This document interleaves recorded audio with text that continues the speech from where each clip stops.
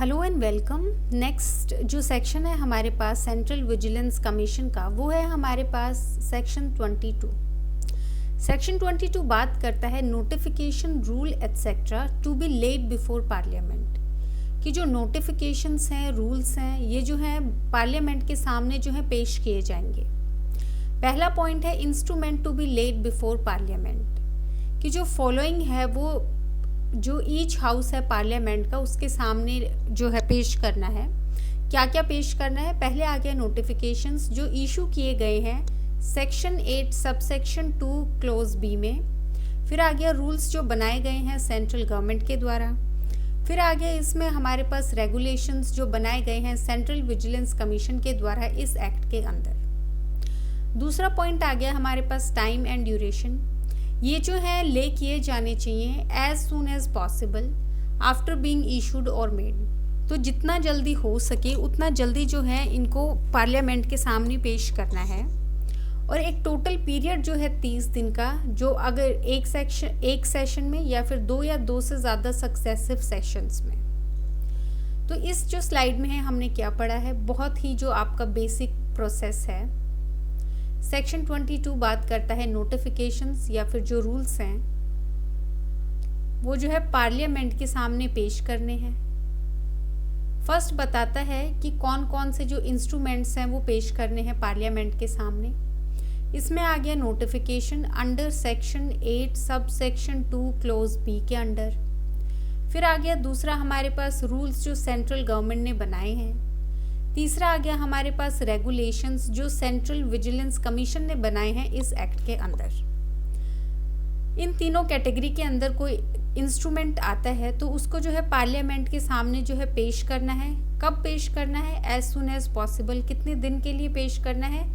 30 दिन के लिए। और ये 30 दिन का टाइम जो है एक सिंगल सेशन का भी हो सकता है या 2 से ज़्यादा सेशंस में भी कंप्लीट हो सकता है 30 दिन का टाइम पीरियड। तो आपको क्या याद रखना है? सेक्शन 22 याद रखना है, नोटिफिकेशन रूल्स जो पार्लियामेंट के सामने पेश किए जाएंगे। कौन कौन से इंस्ट्रूमेंट्स पेश किए जाएंगे? Notification under section 8 subsection 2 clause B के अंडर अगर आता है रूल्स सेंट्रल गवर्नमेंट के रेगुलेशंस जो सेंट्रल विजिलेंस कमीशन ने बनाए हैं इस एक्ट के अंदर। फिर आ गया पार्लियामेंट के सामने पेश करने हैं, 30 दिन के लिए पेश करने हैं। एक सेशन में भी हो सकता है या 2 या 2 से ज़्यादा सेशंस में भी हो सकता है। तीसरा आ गया हमारे पास पॉइंट पार्लियामेंट्री कंट्रोल का, जो दोनों हाउसेस हैं पार्लियामेंट के अगर वो अग्री करते हैं मॉडिफाई करने के लिए या अनल करने के लिए नोटिफिकेशन रूल रेगुलेशन, देन वो टेक इफेक्ट, वो इफेक्ट में आएगा ओनली मॉडिफाइड फॉर्म में या फिर कोई इफेक्ट नहीं होगा जैसा भी केस है। सेविंग क्लोज में आ गया हमारे पास कोई भी मॉडिफिकेशन या अनलमेंट अफेक्ट नहीं करेगा वैलिडिटी उन एक्शंस की जो ऑलरेडी लिए जा चुके हैं नोटिफिकेशन रूल या रेगुलेशन के अंडर। इस सेक्शन का जिस्ट क्या है हमारे पास? सेक्शन 22 बात करता है कि पार्लियामेंट्री जो है ओवरसाइट ओवर डेलीगेटेड लेजिस्लेशन, की पार्लियामेंट जो है वो ओवरसाइट करेगी लेजिस्लेशन को। कीवर्ड्स है हमारे पास 30 दिन का टाइम पीरियड दोनों हाउसेस के सामने आपको जो है पेश करना है। मॉडिफाई कर सकते हैं, अनल कर सकती है। लास्ट आ गया हमारे पास सेविंग क्लोज। नेक्स्ट जो है हमारे पास कि पार्लियामेंट के सामने जब वो इंस्ट्रूमेंट पेश किया गया तो पार्लियामेंट यहाँ पे 2 चीज़ें डिसाइड कर सकती है। या तो वो बोल सकती है उसको मॉडिफाई करने के लिए या फिर वो बोल सकती है उसको अनल करने के लिए। ये फैसला लेने के बाद कोई भी इंस्ट्रूमेंट दैट इज़ जो भी नोटिफिकेशन है, रूल है या रेगुलेशन है, वो इफ़ेक्ट में आएगा मॉडिफाइड फॉर्म में। जो भी पार्लियामेंट में उसमें जो है मॉडिफिकेशंस किए हैं या फिर उसका कोई इफेक्ट नहीं होगा अगर पार्लियामेंट ने उसको अनल कर दिया है। इसमें जो है सेविंग क्लोज भी है हमारे पास कि क्या क्या चीज़ें सेव की गई हैं इस सेक्शन से, कि ये जो मॉडिफिकेशन है या ये जो अनलमेंट है ये अफेक्ट नहीं करेगा वैलिडिटी को जो ऑलरेडी लिए जा चुके हैं उस नोटिफिकेशन रूल्स या रेगुलेशंस के अंदर। तो यहाँ पे हमें क्या ध्यान रखना है कि पार्लियामेंट के सामने जब पेश किया जाएगा तो 2 फैसले ले सकती है पार्लियामेंट, या तो मॉडिफाई करने का या फिर उस इंस्ट्रूमेंट को अनल करने का। जो भी फैसला लिया जाएगा वो जो है अगर मॉडिफाई करने के लिए बोला है तो मॉडिफाइड फॉर्म में जो है इंस्ट्रूमेंट अप्लाई होगा। अगर बोला है कि अनल करना है तो उसका कोई इफेक्ट नहीं होगा।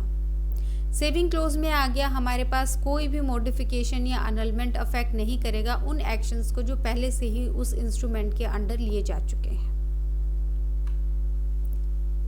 नेक्स्ट आ गया इसमें हमारे पास सेक्शन 23। सेक्शन 23 बात करता है पावर टू रिमूव डिफिकल्टीज। किसके पास पावर है रिमूव करने की डिफिकल्टीज? पहला आ गया हमारे पास अथॉरिटी टू रिमूव डिफिकल्टीज। अगर कोई भी डिफिकल्टी अराइज होती है इम्प्लीमेंट करने में एक्ट को, तो सेंट्रल गवर्नमेंट क्या कर सकती है, रिमूव कर सकती है डिफिकल्टी को एक ऑर्डर के द्वारा। दूसरा पॉइंट है हमारे पास लिमिटेशन ऑन पावर। ये जो ऑर्डर है ये जो है इनकंसिस्टेंट नहीं होना चाहिए प्रोविजंस के साथ एक्ट की। टाइम लिमिट क्या है, कोई भी ऑर्डर जो है नहीं दिया जाएगा 2 साल के बाद जब से कमेंस हुआ है ये एक्ट। पार्लियामेंट्री ओवरसाइट, हर एक जो ऑर्डर दिया गया है इस सेक्शन में वो क्या होना चाहिए, एज सुन एज पॉसिबल हर एक जो हाउस है पार्लियामेंट का उसके सामने पेश किया जाना चाहिए। तो सेक्शन 23 हमारे पास बात करता है ट्रांजिशनल पावर की, प्लस ये टाइम बाउंड होगा 2 साल के लिए। तो इस स्लाइड में हमने पढ़ा है सेक्शन 23 के बारे में। सेक्शन 23 बात करता है किसके पास पावर है रिमूव करने की डिफिकल्टीज को।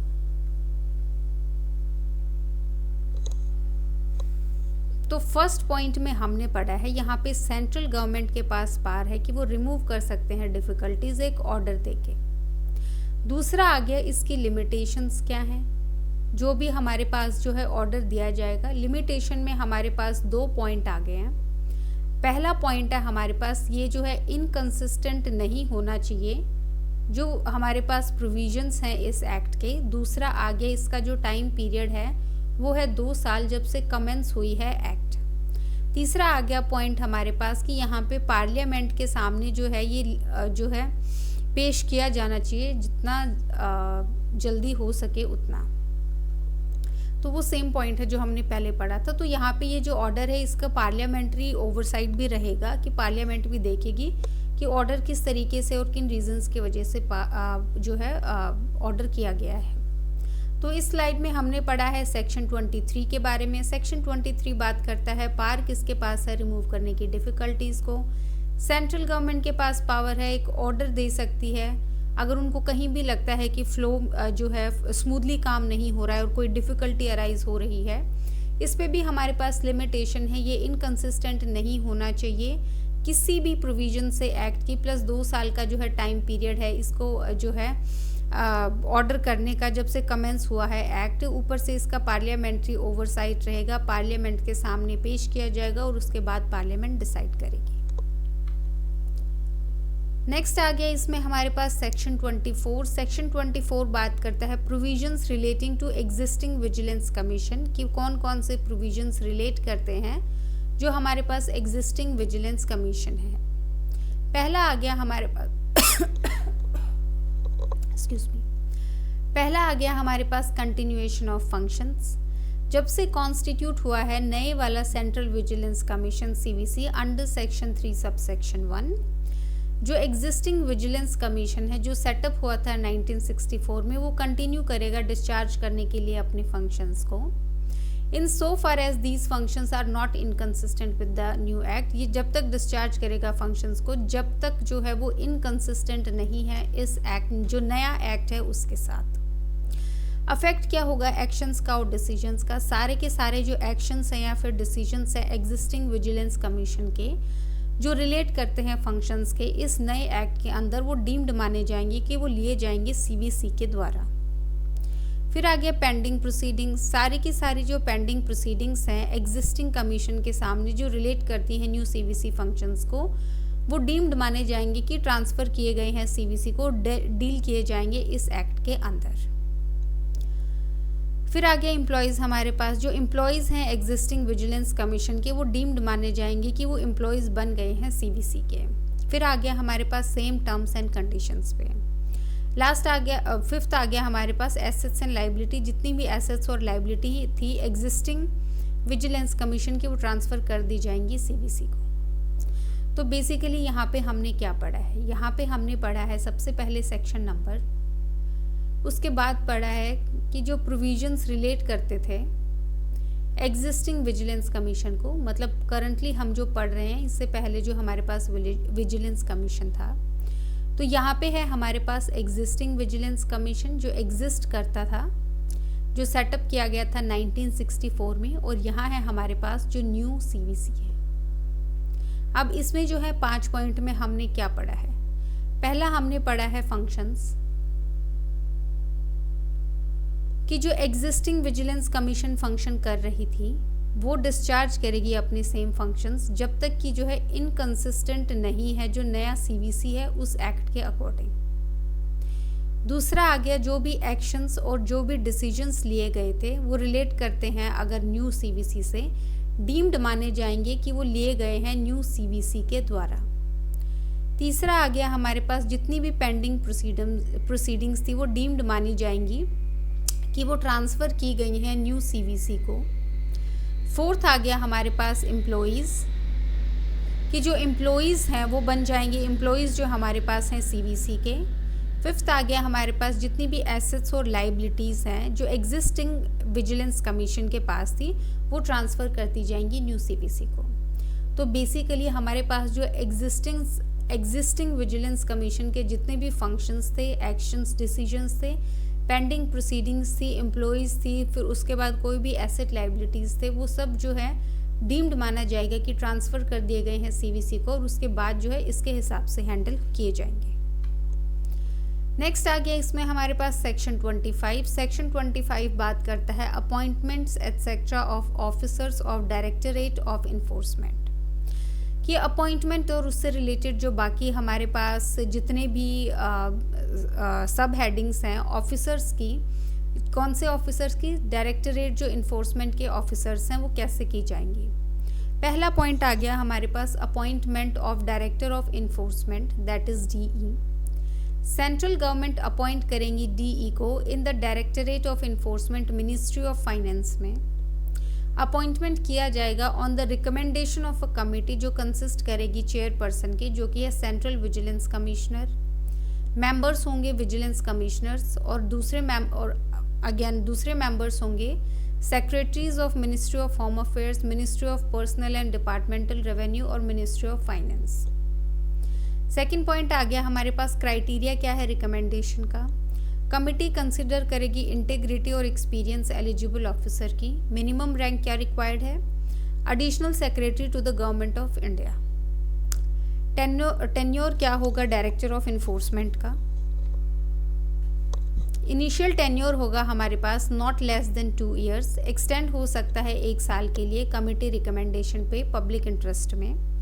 मैक्सिमम जो टेन्योर होगा हमारे पास वो 5 साल का होगा, इंक्लूडिंग जो इनिशियल अपॉइंटमेंट हुआ है दैट इज़ 2 साल का। तो इस स्लाइड में हमने क्या पढ़ा है, इसमें हमने पढ़ा है सेक्शन 25 में अपॉइंटमेंट एटसेट्रा ऑफिसर्स की जो होंगे डायरेक्टरेट ऑफ इन्फोर्समेंट के। पहला है कौन अपॉइंट करता है, सेंट्रल गवर्नमेंट अपॉइंट करता है, कमिटी की रिकमेंडेशन पे करता है। अब कमिटी के मेंबर्स कौन हैं, पहला आ गया हमारे पास, पहला आ गया चेयरपर्सन हमारे पास जो कि होंगे सेंट्रल विजिलेंस कमिश्नर। दूसरा आगे मेंबर्स हमारे पास जो कि होंगे विजिलेंस कमिश्नर्स। तीसरे मेंबर्स जो होंगे हमारे पास वो होंगे सेक्रेटरी होंगे मिनिस्ट्री ऑफ होम अफेयर्स के, उसके बाद मिनिस्ट्री ऑफ पर्सनल के, और उसके बाद जो डिपार्टमेंट है रेवेन्यू का उसके, फिर आगे जो हमारे पास मिनिस्ट्री ऑफ फाइनेंस के।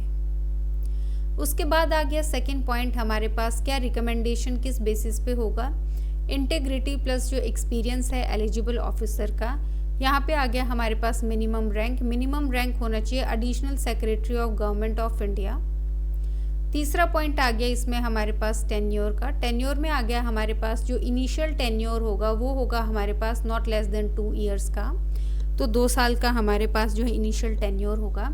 एक्सटेंड किया जा सकता है 1 साल के लिए, अब रिकमेंड करेगी कमिटी, और जो मैक्सिमम होगा हमारे पास टेन्योर वो होगा यहाँ पे 5 साल तक। अब आपको जो है इस स्लाइड में क्या याद रखना है, सबसे पहले आपको सेक्शन नंबर याद रखना है, दैट इज सेक्शन 125। यहाँ पे बताया गया है अपॉइंटमेंट जो एटसेट्रा ऑफिसर की जो हमारे पास डायरेक्टरेट ऑफ इन्फोर्समेंट के हैं। उसके बाद आपको याद रखना है सेंट्रल गवर्नमेंट अपॉइंट करेगी, कमिटी के मेंबर्स याद रखने हैं। यहाँ पे चेयरपर्सन होंगे हमारे पास सीवीसी, उसके बाद मेंबर्स होंगे वीसीज, उसके बाद अगेन दूसरे मेंबर्स होंगे यहाँ पे secretary of ministry of home affairs, ministry of personal, उसके बाद पर्सनल और डिपार्टमेंट ऑफ रेवेन्यू के, उसके बाद मिनिस्ट्री ऑफ फाइनेंस के। किस बिहाफ पे रिकमेंड किया जाएगा? इंटीग्रिटी और एक्सपीरियंस ऑफिसर की मिनिमम रैंक क्या होगा ये आपको याद रखना है। ये कौन अथॉरिटी है, उसके बाद मेंबर्स कौन होंगे ये भी, उसके बाद ये याद रखना है मिनिमम रैंक क्या होगा, that is additional secretary of government of India. उसके बाद जो है टर्म क्या होगी, इनिशियल टेन्योर होगा 2 साल तक का, 1 साल तक का एक्सटेंड किया जा सकता है, और जो मैक्सिमम होगा हमारे पास वो होगा 5 साल का। उसके बाद आ गया इसमें हमारे पास फोर्थ पॉइंट जो बात करता है ट्रांसफ़र रिस्ट्रिक्शंस की। एक डीई जो है उसको ट्रांसफ़र नहीं किया जा सकता है बिना प्रायर कंसेंट के कमेटी की। फिर आ गया 5th पॉइंट हमारे पास अपॉइंटमेंट और tenure of other officers. Committee in consultation में डीई की रिकमेंड करती है अपॉइंटमेंट जो है अबव डेप्यूटी डायरेक्टर लेवल का, एंड जो एक्सटेंशन है और कर्टेलमेंट है उसके टेन्योर की। सेंट्रल गवर्नमेंट एक्ट करती है एज पर रिकमेंडेशंस जो अफेक्ट करे गए हैं उन पे। की फोकस यहाँ पे क्या होगा कि कमिटी लेड अपॉइंटमेंट्स होंगी, इंटीग्रिटी और एक्सपीरियंस देखा जाएगा, टेन्योर होगा 2 से 5 साल तक का, कंसेंट चाहिए ट्रांसफ़र के लिए, डीई जो है वो कंसल्ट करेगी सीनियर अपॉइंटमेंट्स के लिए। हाइलाइट्स हैं हमारे पास, चेक्स एंड बैलेंस जो है डीई अपॉइंटमेंट्स में वो होगा सीबीसी के सुपरविजन के अंडर। तो इस स्लाइड में हमने पढ़ा है 4th पॉइंट कि ट्रांसफ़र जो है वो कैसे हो सकता है डीई का। यहाँ पे ट्रांसफ़र नहीं होगा विदाउट प्रायर कंसेंट जो है हमारे पास कमेटी की। ध्यान रखिए यहाँ पे जो कमेटी है उसकी प्रायर कंसेंट चाहिए। उसके बाद जो अपॉइंटमेंट होगा दूसरे ऑफिसर्स का, अदर ऑफिसर्स का, यहाँ पे जो है कमेटी अपॉइंट करेगी डीई की कंसल्टेशन में। कमेटी जो है डीई की कंसल्टेशन में रिकमेंड करेगी अपॉइंटमेंट जो है सीनियर जो लेवल के अपॉइंटमेंट्स हैं, जैसे कि अबव जो डेप्यूटी डायरेक्टर लेवल से अबव का, और उनका क्या एक्सटेंशन होगा या कर्टेलमेंट होगा टेन्योर का। इसके बाद जो सेंट्रल गवर्नमेंट है उन रिकमेंडेशंस पे जो है अफेक्ट देगी। तो यहाँ पे आपको ध्यान रखना है ट्रांसफ़र जो है कमेटी की प्रायर कंसेंट के लिए चाहिए। उसके बाद जो दूसरे ऑफिसर्स हैं जो डेप्यूटी डायरेक्टर लेवल के हैं उनके लिए भी जो है कमेटी रिकमेंड करेगी, कंसल्टेशन होगी डीई की, और यहाँ पे सेंट्रल गवर्नमेंट जो है उसको इफेक्ट में लाएगी। Central government deputy director consultation चाहिए डीई की, कमेटी रिकमेंड करेगी। उसके बाद यहाँ पे प्रायर कंसेंट चाहिए कमेटी की। ये जो है 3-4 पॉइंट्स आपको याद रखने हैं। नेक्स्ट आ गया इसमें हमारे पास सेक्शन 26। सेक्शन 26 बात करता है अमेंडमेंट ऑफ एक्ट 25 ऑफ 1946 कि जो अमेंडमेंट है हमारे पास एक्ट 25 की 1946 की। तो यहाँ पे अमेंडमेंट हुई है Delhi special police establishment act 1946 की। तो क्या क्या जो है अमेंडमेंट्स हुई हैं जो अफेक्ट करती हैं इसको, वो हम आगे देखेंगे। सबसे पहले इंसर्ट किया गया है इंटरप्रिटेशन सेक्शन 1A। कोई भी वर्ड या एक्सप्रेशन और डिफाइंड नहीं है DSPE एक्ट 1946 में, लेकिन जो डिफाइंड है CBC एक्ट 2003 में, वो कैरी करेगा मीनिंग जो असाइन किया गया है CBC एक्ट को। दूसरा पॉइंट है सुपरिंटेंडेंस और एडमिनिस्ट्रेशन अमेंडमेंट टू सेक्शन 4। अब सेक्शन 4 में हमारे पास 3 अमेंडमेंट्स हुई हैं। सेक्शन 4 सबसेक्शन 1 जो सुपरिंटेंडेंस है DSPE का, prevention of corruption act 1988 offences के लिए, वो वेस्ट करेगा CBC में।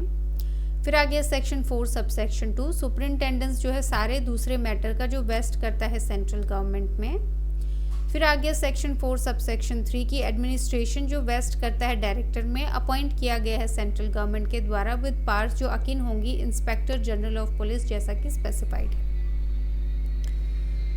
तो सेक्शन 26 जो है हमारे पास बेसिकली बात करता है अमेंडमेंट की। अमेंडमेंट किसकी हुई है? एक्ट 25 जो है हमारे पास 1946 की। तो यहाँ पे बेसिकली जो अमेंडमेंट हुई है Delhi special police establishment act 1946 में, तो यहाँ पे जनरली देखा जाए तो ओवरऑल सुपरविजन जो है CBC का डाला गया है। पहला आ गया हमारे पास सेक्शन 1A इंटरप्रिटेशन क्लोज, जिसमें बोला गया है कि अगर कोई भी वर्ड या एक्सप्रेशन DSPE में डिफाइन नहीं है और वो CBC में डिफाइंड है तो सेम मीनिंग कैरी करेगा। दूसरा आगे इसमें हमारे पास सुपरिंटेंडेंस प्लस जो एडमिनिस्ट्रेशन है जिसकी बात करता है सेक्शन 4 में बात की गई है। तो यहाँ पे जो है इसके ऊपर पॉइंट वाइज कर लेते हैं हम। जैसे सेक्शन 4 सब सेक्शन 1 में बोला गया है कि DSPE पे जो प्रिवेंशन ऑफ करप्शन एक्ट में कोई भी वो काम करती है तो वहाँ का सुपरिंटेंडेंट CVC के पास होगा। सेकेंड आ गया दूसरे मैटर्स का जो है वेस्ट करते हैं सेंट्रल गवर्नमेंट में। तीसरा आ गया एडमिनिस्ट्रेशन जो वेस्ट करता है डायरेक्टर में जो अपॉइंट किए गए हैं सेंट्रल गवर्नमेंट के द्वारा। पावर्स किसके सिमिलर होंगी, इंस्पेक्टर जनरल ऑफ पुलिस जो है हमारे पास उसके सिमिलर होंगी। तो ये जो 3 पॉइंट है आपको याद रखने हैं। ये अगर आप बेयर एक्ट में देखेंगे तो बहुत ही हाउच पाउच तरीके से दिया गया है, लेकिन इनका सिंपल आप मतलब निकाल सकते हैं। यहाँ पे टर्म इंटरप्रिटेशन का आ गया, यहाँ पे सुपरिंटेंडेंस का आ गया, फिर एडमिनिस्ट्रेशन का आ गया हमारे पास कि सारे मैटर्स जो वेस्टेड हैं सेंट्रल गवर्नमेंट में। उसके अलावा जो डायरेक्टर अपॉइंट किया गया है सेंट्रल गवर्नमेंट के द्वारा उसकी पावर सेम होंगी जो इंस्पेक्टर जनरल ऑफ पुलिस की होती है। तीसरा पॉइंट आ गया इसमें हमारे पास committee for appointment of director section 4A। इसमें आ गया हमारे पास कमिटी अपॉइंटमेंट के लिए डायरेक्टर की सेक्शन 4A। डायरेक्टर अपॉइंट किया गया है रिकमेंडेशन पे कमिटी का जो कंसिस्ट करता है चेयरपर्सन को जो CVC होंगे। फिर आ गया मेंबर्स जो विजिलेंस कमिश्नर्स होंगे। उसके अलावा secretary of ministry of home affairs, उसके अलावा secretary coordination and public grievances, cabinet secretariat होंगे। फिर आ गया कमिटी कंसिडर करती है व्यू जो है आउटगोइंग डायरेक्टर का, रिकमेंड करती है एक पैनल ऑफ IPS ऑफिसर का जो बेस्ड है सीनियरिटी पे, इंटीग्रिटी पे, एक्सपीरियंस पे इन एंटी करप्शन इन्वेस्टिगेशंस। फोर्थ आ गया हमारे पास टर्म्स और कंडीशंस क्या है डायरेक्टर की, दैट इज सेक्शन 4B। यहाँ पे आ गया मिनिमम टेन्योर है 2 साल का, कोई ट्रांसफर नहीं होगा बिना कंसेंट के कमेटी की। Appointment of senior officer section 4C, that is committee after consult करने के बाद डायरेक्टर को रिकमेंड करेगी ऑफिसर्स जो हैं सुपरिंटेंडेंट ऑफ पुलिस लेवल पे या फिर अबव पे उनका एक्सटेंशन, कर्टेलमेंट उनका टेन्योर, और सेंट्रल गवर्नमेंट जो है उसके बाद एक्शन लेगी। तो इसके बाद जो है क्या क्या यहाँ पे अमेंड किया गया है। थर्ड में आ गया हमारे पास सेक्शन 4A जो है वो अमेंड किया गया है जिसमें बताया गया है कि डायरेक्टर अपॉइंट करेंगे, डायरेक्टर जो है अपॉइंट करेंगे जो कमिटी है उसके रिकमेंडेशन के बेसिस पे। यहाँ पे मेंबर्स कौन कौन होंगे, चेयरपर्सन होंगे CVC, उसके बाद मेंबर्स होंगे विजिलेंस कमिश्नर, सेक्रेटरी जो home affairs ministry of home affairs के, उसके बाद सेक्रेटरी जो है कोऑर्डिनेशन एंड पब्लिक ग्रीवेंसेस के, कैबिनेट सेक्रेटरेट के। इसके बाद आ गया हमारे पास कि यहाँ पे जो है कमिटी जो व्यू लेगी आउटगोइंग डायरेक्टर के, यहाँ पे रिकमेंड करेगी जो IPS के पैनल से हैं ऑफिसर्स, किसके बेसिस पे, सीनियरिटी, इंटीग्रिटी, एक्सपीरियंस जो है एंटी करप्शन इन्वेस्टिगेशंस में। फिर आ गया इसमें हमारे पास fourth point, that is section 4B में क्या अमेंड किया गया है। यहाँ पे मिनिमम टेन्योर है हमारे पास 2 साल का किया गया है, और उसके बाद आ गया कोई ट्रांसफ़र नहीं होगा, उसके लिए प्रायर कंसेंट चाहिए यहाँ पे कमेटी का। फिफ्थ पॉइंट आ गया हमारे पास अपॉइंटमेंट जो है सीनियर ऑफिसर्स का, दैट इज सेक्शन 4C, कि यहाँ पे जो कमेटी है कंसल्ट करने के बाद जो सीनियर लेवल के हमारे पास अपॉइंटमेंट्स हैं, that is superintendent of police, that is SP level या उससे ऊपर, तो उनको लेके जो है रिकमेंडेशंस देगी और सेंट्रल गवर्नमेंट जो है उस हिसाब से जो है एक्ट करेगी। तो यहाँ पे आ गया हमारे पास section 4A, section 4B, section 4C, ये तीनों आपको ध्यान रखने हैं। ऑलमोस्ट सिमिलर है पिछले सेक्शन से, लेकिन टेन्योर वगैरह, नो ट्रांसफ़र कमेटी आप जो है थोड़ा सा यहाँ पे ध्यान रखेंगे। नेक्स्ट आ गया इसमें हमारे पास approval of central government for certain investigation section 6A। DSPE जो है वो इन्वेस्टिगेट नहीं कर सकते ऑफेंसेस अंडर PC एक्ट 1988 बिना प्रायर अप्रूवल के सेंट्रल गवर्नमेंट के फोर। जहाँ पे आ गया सेंट्रल गवर्नमेंट एम्प्लॉयज़ हैं, सेंट्रल गवर्नमेंट एम्प्लॉयज़ के लिए जो जॉइंट सेक्रेटरी लेवल पे हैं या उससे अबव है, या फिर ऑफिसर्स जो अपॉइंट किए गए हैं कॉरपोरेशंस में, गवर्नमेंट कंपनीज में, सोसाइटीज़ में, लोकल अथॉरिटीज़ में जो कंट्रोल की गई हैं सेंट्रल गवर्नमेंट के द्वारा। एक्सेप्शन क्या है, कोई अप्रूवल की ज़रूरत नहीं है ऑन स्पॉट अरेस्ट के लिए अगर एक्सेप्ट किया है या अटेम्प्ट किया है ग्रेटिफिकेशन अदर देन जो लीगल रिम्यूनरेशन है। यहाँ पे की फोकस क्या होंगे, CVC का सुपरिंटेंडेंस हो गया एंटी करप्शन केसेस पे, डायरेक्टर अपॉइंटमेंट प्रोसेस, उसके बाद आ गया टेन्योर प्रोटेक्शन, उसके बाद अप्रूवल जो है हाई लेवल केसेस में sections 4A to C and 6A जो है क्रूशियल है CVC के लिए, DSPE एडमिनिस्ट्रेशन कंट्रोल के लिए। उसके अलावा जो है हमारे पास जो नेक्स्ट सेक्शन अमेंड किया गया है वो है हमारे पास सेक्शन 6A। सेक्शन 6A जो है वो अमेंड किया गया है। ये बात करता है कि यहाँ पे DSPE जो है that is Delhi special police establishment, वो इन्वेस्टिगेट नहीं कर सकती है offences under prevention of corruption act 1988। यहाँ पे जो है सेंट्रल गवर्नमेंट का जो है प्रायर अप्रूवल चाहिए किन केसेस में, जहाँ पे सेंट्रल गवर्नमेंट के एम्प्लॉयज़ हैं जॉइंट सेक्रेटरी लेवल के या उससे अबव लेवल के। उसके बाद आगे यहाँ पे ऑफिसर्स अपॉइंट किए गए हैं कॉरपोरेशन में, गवर्नमेंट कंपनीज़ में, सोसाइटीज़ में, लोकल अथॉरिटीज़ में, जो कंट्रोल की गई हैं सेंट्रल गवर्नमेंट के द्वारा। ये जो है प्रायर जो कंसेंट है हमारे पास सेंट्रल गवर्नमेंट का, ये कब नहीं चाहिए है, ये तब नहीं चाहिए है तब ऑन द स्पॉट जो है किसी को अगर पकड़ा गया है ब्राइब लेते हुए या फिर कोई भी ग्रेटिफिकेशन लेते हुए जो लीगल रेम्यूनरेशन से अलग है। तो बेसिकली ब्राइबरी के केसेस में यहाँ पे जो है इन्वेस्टिगेशन के लिए सेंट्रल गवर्नमेंट की प्रायर अप्रूवल चाहिए। सेंट्रल गवर्नमेंट एम्प्लॉयज़ अगर इन्वॉल्व हैं जो जॉइंट सेक्रेटरी लेवल के हैं या उससे ऊपर लेवल के हैं। इसके अलावा जो भी ऑफिसर्स हैं कॉरपोरेशंस के, गवर्नमेंट कंपनीज़ के, सोसाइटीज़ के, तो जो भी सेंट्रल गवर्नमेंट ओन्ड कंपनीज़ हैं, सोसाइटीज़ हैं, उनके जो ऑफिसर्स हैं उनके लिए भी। लेकिन अगर ऑन द स्पॉट अरेस्ट किया गया है एक्सेप्ट करते हुए ब्राइब को, तो वो केसेस जो हैं उनके लिए प्रायर अप्रूवल नहीं चाहिए सेंट्रल गवर्नमेंट का। लास्ट सेक्शन आ गया इसमें हमारे पास सेक्शन 27। सेक्शन 27 बात करता है रिपील एंड सेविंग की। रिपील ऑफ अर्लियर रेजोल्यूशन, यहाँ पे DOPT resolution number 371/2099 AVD 3 dated 4th अप्रैल 1999 और उसका जो अमेंडमेंट है डेटेड 13th अगस्त 2002, ये जो है हेयर बाय रिपील। तो यहाँ पे ये जो रेजोल्यूशन नंबर है और उसका जो अमेंडमेंट है वो जो है रिपील किया गया है इस एक्ट के द्वारा। सेविंग क्लोज क्या है, डिस्पाइट द रिपील, ये जो रिपील हुआ है इसके अलावा भी और जो ससेशन हुआ है CVC ऑर्डिनेंस का 1999 का, सारे के सारे एक्शंस जो लिए गए हैं, किए गए हैं या अपॉइंटमेंट्स की गई हैं रिपील्ड रेजोल्यूशन या ऑर्डिनेंस में, including actions under Delhi special police establishment act 1946 और फॉरेन एक्सचेंज रेगुलेशन एक्ट 1973 जो as amended by the ordinance, वो डीम्ड माने जाएंगे कि वो वैलिडली किए गए हैं अंडर CVC एक्ट 2003। और अगर अमेंडमेंट्स जो हैं इस एक्ट के अंदर वो फोर्स में थे एंड एज इफ ऐसा माना जाएगा कि ये जो अमेंडमेंट्स थे इस एक्ट के अंदर वो फोर्स में थे उस टाइम पे। थर्ड पॉइंट आ गया हमारे पास लीगल सिग्निफिकेंस का। ये इंश्योर करता है कंटिन्यूटी और वैलिडिटी सारे के सारे प्रीवियस एक्शंस के, अपॉइंटमेंट्स के, अमेंडमेंट्स की डिस्पाइट जो है फॉर्मल रिपील। तो बेसिकली यहाँ पे क्या बात हुई है, सेक्शन 27 बात करता है सेविंग की एंड रिपील की। सबसे पहले इसने रिपील क्या किया है, जो हमारे पास यहाँ पे रेजोल्यूशन नंबर है वो रिपील किया गया है, प्लस उसकी जो अमेंडमेंट्स है वो रिपील की गई हैं। सेविंग क्लोज का जो जिस्ट है हमारे पास वो बताया गया है कि जो CVC का ऑर्डिनेंस था उसको भले ही रिपील कर दिया गया है, लेकिन जो भी एक्शंस लिए गए थे, जो भी अपॉइंटमेंट उसके अंडर की गई थी वो वैलिड होंगी। इसके अलावा कोई भी एक्शंस जो लिए गए थे Delhi special police establishment act plus आ गया हमारे पास फॉरेन एक्सचेंज रेगुलेशन एक्ट के अंदर जो भी एक्शंस लिए गए हैं वो वैलिड माने जाएंगे। ऐसा माना जाएगा जैसे CVC उस समय जो है फोर्स में था या फिर जो उसके अमेंडमेंट्स हैं इस एक्ट के अंदर वो जो है उस समय पे फोर्स में थे। तो यहाँ पे जो है इंश्योर करेगा कि जो कंटिन्यूटी है और जो वैलिडिटी है प्रीवियस एक्शंस की उनको जो है इंश्योर करेगा। तो यहाँ पे की पॉइंट्स है हमारे पास, सेक्शन 27 जो है वो रिपील करता है ओल्ड रेजोल्यूशंस या ऑर्डिनेंसेस को सेविंग क्लोज के साथ।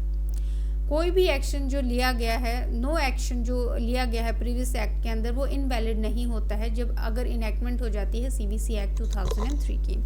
तो बेसिकली अगर जिस्ट देखें तो इन्होंने रिपील कर दिए हैं पुराने जो रेजोल्यूशंस या ऑर्डिनेंसेस हैं, लेकिन उनके जो एक्शंस हैं उनको जो है अभी तक वैलिड रखा है। इसी के साथ जो है हमारा CVC एक्ट जो है ख़त्म होता है। और अगर आपको इसकी PDF चाहिए तो हमारे जो आप कमेंट सेक्शन में जा सकते हैं और वहाँ पे जो पिन्ड कमेंट है वहाँ पे एक WhatsApp नंबर आपको दिया गया है, वहाँ से जो है आप इंक्वायरी कर सकते हैं PDF की। बाकी जो है आज हम इतना ही करेंगे। So thank you.